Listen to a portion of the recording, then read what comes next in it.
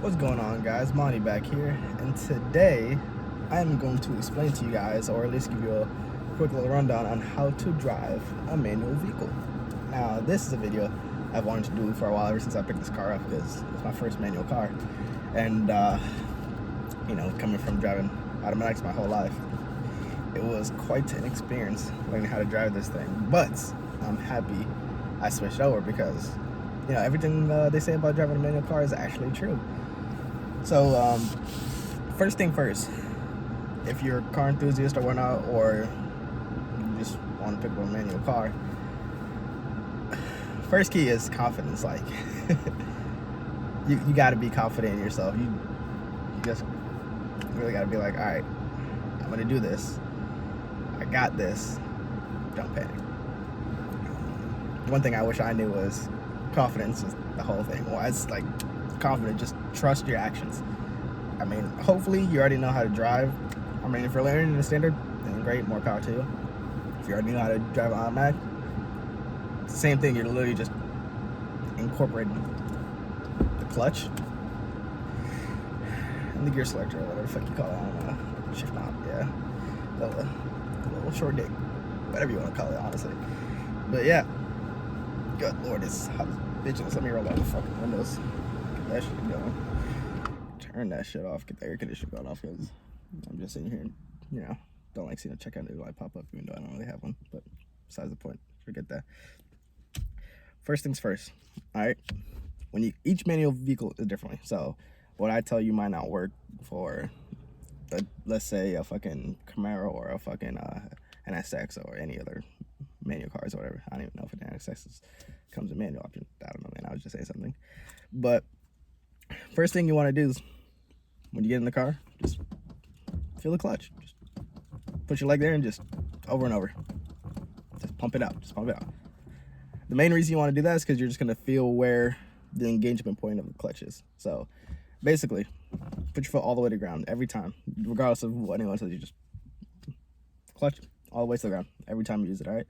You're going to slowly bring it up, and you're going to feel, or at least for my car, for a Mustang, usually MT82, it's usually half the bite point's halfway, so start at the bottom. And right here, you're gonna feel it gets a little bit harder, and it's gonna feel like it's giving you some resistance. At least in this car, it gives you some resistance. It's like it just shoots your foot off at the top. Or even if you start at the top, you push it where it starts to get hard, that's the bite point. That's the point where your clutch is fully engaged, all right? Take it off there. Once you messed around with that, the next step is you gotta get familiar with the gears. So clutch all the way in. And so for me, I don't know if you guys can see, there you go. So for me, that's the pattern for my shifter: reverse, first, second, third, fourth, fifth, sixth, the 6-speed. So what you want to do, clutch all the way in. You're gonna mess around with the gears. So you're gonna go through all the gears. So you're gonna first to the left and up, and it has a reverse lockout, so I ain't gotta worry about just accidentally going to reverse or whatnot. So first, kind of trippy here. So first, all the way to the left, up. That's the first gear. For second gear, I don't know. Sometimes it varies how I do it, but you can apply a little bit of pressure. All the way back. I'm in second. First, for third, second to third, you could either go back in the middle you want, just straight up as third, or you could kind of just, let's see here, or you could kind of just, so that's first, second, and for third, kind of just push up like that. I'm in third.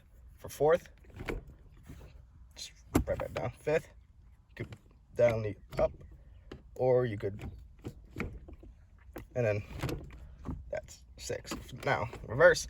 Most cars nowadays, for newer cars, have that's a manual. Yeah, you guys see, it has a reverse lockout. So I know for some cars it's either push down to whatever direction is, but at least for a Mustang, this, you see this little part right here, it comes up. So you're gonna go up, and I'm in reverse. And you'll know you're reverse too, because the the car's not on, so it's not gonna pop it up. But yeah, that's how you know you're in reverse. Now the car's off, so if I want to, I can come off the clutch. Now if I did that and the car was fucking on, it would have just stalled. But you don't want to do that, so clutch in, take it out of neutral. Now you're gonna do that a couple times to just get the feel of gear, so you know where each gear is, because that's very important. You don't want to, oh shit, Well, I want first gear. What gear, man? You just mental note. You just always want to know what gear you're in. Now, once you got through with that, comes the hard part, which is driving, like actually driving. Well, not actually driving, but getting the vehicle to actually move. Now, for me, this was interesting because I literally just went to the dealership and said, hey, I'm looking at this specific car over there. I just want to check it out. And I was like, it has to be a manual because I wanted my next car to be a manual because I wanted to experience, you know, the true driving feeling. I always see these memes like, oh, you had the car show, you see a cool car, and then blah, blah, blah, or you're actually driving the car. Basically, I wanted to see if all these manual drivers are actually being truthful and what they say about manual cars just being more fun and whatnot. So I was like, all right. And I was like, and if I get my next vehicle to be a high performance car, high performance, I guess, I don't know, 460 horsepower, if you, I don't know, kind of like, hey, yeah, it's faster than everyday vehicles and whatnot, but now I want to get into boosted territory numbers. But we'll talk about that later in another video. But yeah, hardest part about a manual, driving manual, is just getting the car to move. I might do a story time and tell you guys about this, how I just did not know shit about driving manual, went to the dealership and somehow got this home. I might tell you guys about that, but yeah, the process of getting the car to actually move, it's really simple once you understand what you're actually doing. So it's just don't panic when you're ready to move off. Just don't panic. Now, like I said, what helps is knowing where the bite point of your clutch is in whatever vehicle you're in. So once you know where it is, you've been messing around with it, basically at that engagement point is when like the transmission and the engine and everything in between, flywheel, all that shit is actually in the drivetrain is fully engaged. That's the whole thing in clutches. In a manual vehicle, you're literally just simulating the drivetrain yourself instead of automatic doing it for you, selecting gears, all that shit. That's all. So once you understand what you're actually doing, it makes everything much more easier and you realize, okay, it's easier than I thought. So what you want to do to actually get going is the car needs some gas. Now, if your car has enough torque for like mine, for example, depending if I'm on a even surface or going downhill, I don't even need to give it gas. As soon as slowly come off you can't do it, just release clutch fast. Just kind of butt forward and then stall because you need more gas for that. But if you just bring it to the engagement point slowly, you're gonna hear the exhaust.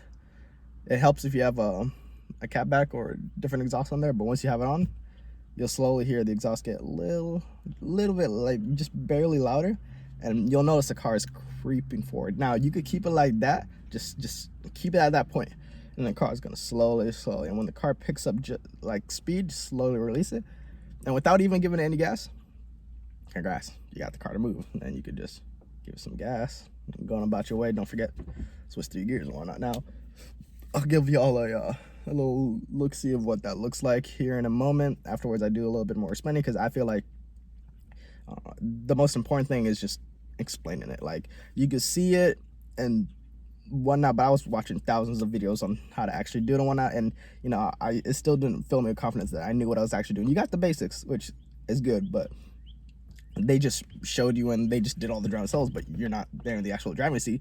And some videos do an amazing job of explaining it, how everything works in the whole process and whatnot, but if you don't understand it, it's kind of like hard. They tell you, just feather the clutch and the throttle at the same time. That's what everyone's gonna tell you. Just that. Just get in the process of balancing them out. You go like, if this is going down, this is going up. If this is going down, this is going up. And they tell you, but when you actually get to try for yourself, your car's gonna be stolen. You're gonna be hopefully not grinding your gears or shit like that. But yeah, it's not as easy as they make it sound, which is true. Now, granted, as soon as you start, get into the rhythm of it and actually driving it every day and whatnot, you'll be like, oh shit, this is actually easy. And now you might stall every now and then. I stalled the other day just because I forgot that I was in gear, and I just let my foot off the clutch. And I think I was on my phone. I just let my foot off the clutch when I was parked, and the car went like that. I was like, oh, forgot I was in gear. Like, just, that's the only reason I stall nowadays, just me being an idiot and just forget. But I don't really stall actually driving and whatnot. And hill starts are a different business, but I'll talk about that at a different time. But anyway, basically, one way is what I showed you earlier about, you just give it a clutch go, but you're really gonna have to, start. What you have to understand is that in order for the car to move, once everything's engaged, it needs some power. And now if your car has enough torque, like I said, you just do what I told you, and that's the easiest way to get it started. It might not work every time, but that's the easiest way to get it going. Now, if your car doesn't have enough torque to let you do that, you're gonna basically have to get your RPMs up. Now, if you guys can see, sorry about this, it's kind of sunny today. For once, we're having decent weather in a while in Georgia, but basically you gotta get your RPMs up, and RPMs is revolutions per minute, yada yada yada. Basically this thing is just telling you how hard your engine is working. Now, in order to get it going, you're gonna have to get your RPMs up a little bit. You're gonna hear the engine kind of rev a little bit as you're doing it, but on average, now it's not the same for every car. Like I said, all manual cars are different, but you know, depending on your car, roughly around just a little bit above 2K, or for mine, my car really just needs to get, honestly, like 1 or half, depending on what gear you're in, honestly. But giving it too much gas is never a bad thing. All you're gonna do is, if you come off the clutch, just launch the car. So too much, you can never go wrong with giving the car too much gas to a certain point, of course. At that point, you just be launching the car, unless you come off the clutch easier, but then that might cause a whole other bunch of problems and whatnot, so I don't want to fuck up your car. But basically, just understanding what your RPMs are. It's just your engine, so you got to get your engine going before you slowly come off that clutch.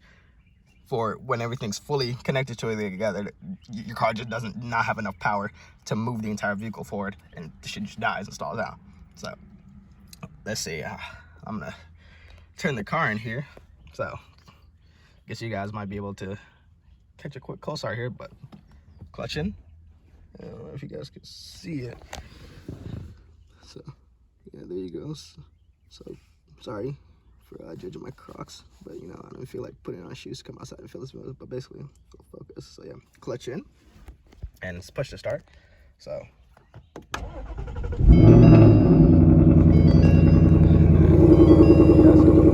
hey, fudgy brownie goodness, you're feeling breezy. God, fucking radio. I don't know why radio comes on, and I don't even fucking listen. Alright, car's warm, so got that out of the way with the cold start. So now I'm gonna show you guys how to basically get the car moving. So if I want to go backwards or reverse, it's essentially the same thing as going forward in first gear. So you're gonna want to practice both going forward and going backwards or reverse. But clutch in. Now, like, remember, if your car has a lockout, for me it's up to the left, or pull up on the little shifter to, you know, engage the mechanism, left and up. Now I'm in reverse, and I also know I'm in reverse because the camera just came on, the reverse camera just came on. So let's say I want to go in reverse. So I'm gonna do that first method I said. I'm gonna slowly let my foot off the clutch, slow, until I get to the bipolar. And I don't know if you guys can hear it, or see it. I'm slowly going backwards. I didn't even give it any gas. I'm slowly going backwards, as you guys can see, right? So brakes, because I don't want to do that anymore.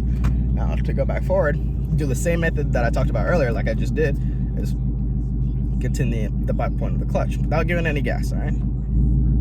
So you heard the exhaust get a little bit louder. The car's creeping forward as I give it up just a little bit more. The car's going forward. I haven't done anything. Clutch in, brake, neutral, out of the clutch, foot still on the brake just in case I don't want to roll. That's another thing I forgot to mention. Anytime you're in gear and you're gonna come to a complete stop, clutch gotta be in. Clutch gotta be in, or you gotta be in neutral. That's just how it is. Now, if you want to come to a stop, or if you're going to like a stoplight, you gotta like stop and go, like just stop just to yield and go, then just clutch in whatever gear you're gonna start in for a second and go on your way. You don't want to sit on the clutch all the time. It's called riding the clutch, and that's premature clutch wear, more so than usual, and you know, you're gonna have to replace that way earlier than you usually would have to if you're, you know, driving efficiently in a manual vehicle. Now I just showed you how to go forward and backwards, and I could also show you real quick how I'm doing it with my legs. If you actually want to see, I don't know if you guys will actually see it, but I'll show you real quick. Got that out of the way and showed you guys what's up. That's basically the process I was doing. I gotta take my foot off the brakes. Car rolled back a little bit, but it's not going anywhere because it's a surface. I'm not moving up with the parking brake, and why not?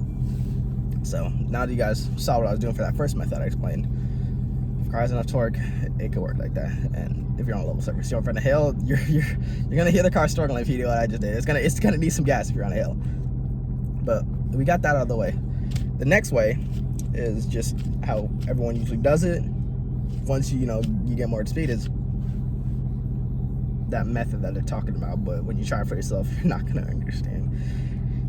It's a lot easier, honestly, if you just hear that, giving the car some reds while the clutch is down and slowly release it. You're gonna see your car start inching forward the closer you get to that engagement point. When it's an engagement point, unless you're fully off that clutch, it's not gonna launch forward. It's gonna just creep a little bit faster.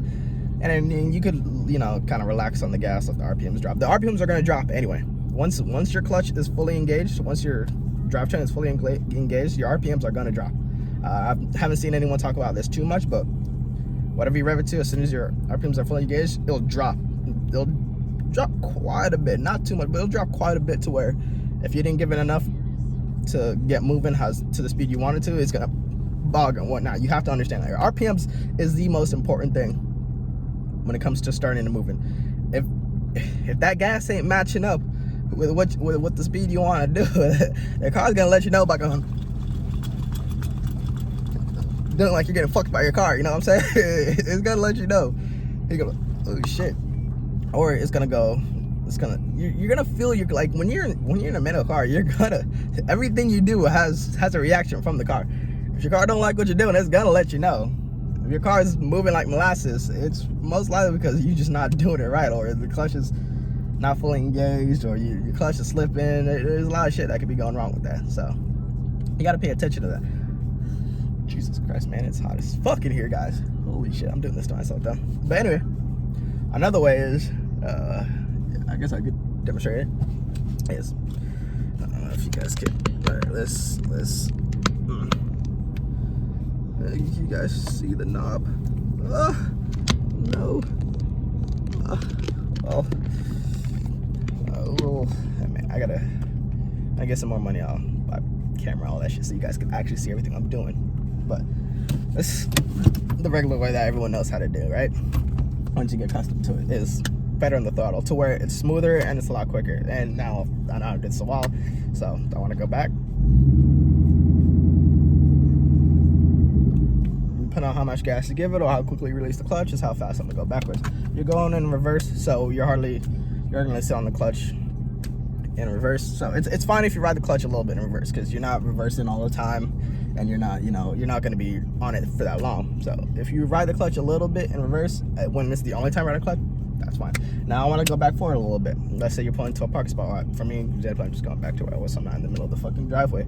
For these people, it's the same process. Back forward exactly where it was.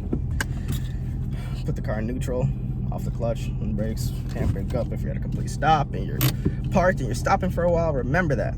It's important. Don't let your car just roll off, because you're gonna feel like an idiot if it does.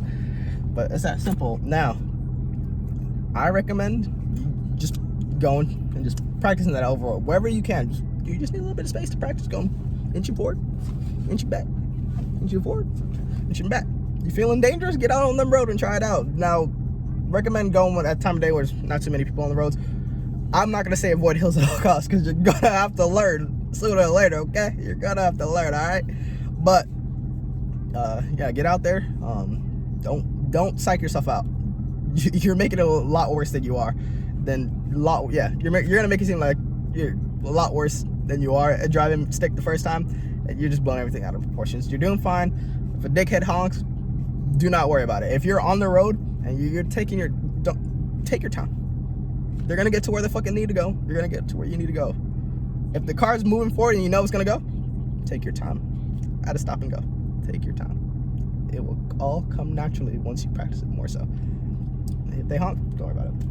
And you'd be surprised, when I was learning, I think I only had one guy honk, and that had nothing to do with starting to stop. And that was just me turning into a fucking thing, and he was just like, as soon as that car went past for me able to go, he just honked like a dick. I was like, I should sit here longer just to be a dick, I guess. But yeah, don't worry about what people are gonna say, or if someone honks at you, flips you off, gives you the bird, and well, don't worry about it, guys. Just focus on you.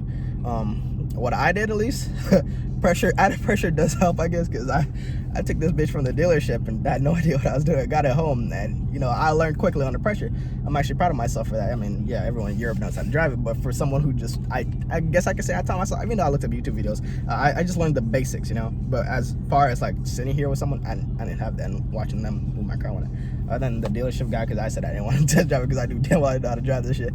I let watch him just take it around the block with me in it, see if I liked it. Other than that, yeah, I didn't really have anyone show me the ropes and whatnot. Now, like I said, there is a quick little story time I could do for that in another video because it's kind of interesting, just hinting to involve some cops.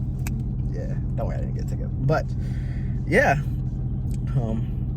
pretty much, I think everyone should, at least in your life, at least just once, have a manual vehicle, all right? Because then you will appreciate automatics. Because first day driving, or the first day after I had this shit, so sleeping the night, woken up, realized I had this beautiful car. Driving, I realized, wow, I had it easy when I had a automatic. And I'll put it that way. You realize everything you took for granted, as in, oh, just gas and brakes. That's the only two things you had to worry about. Now you got to worry about the clutch, shifting gears at the right APMs, not misshifting, you know, money shifting, as they call it, the automotive industries, money shifting when you know, go into the wrong gear and you fuck your shit up. You see your pistons ejected. You don't want that, all right?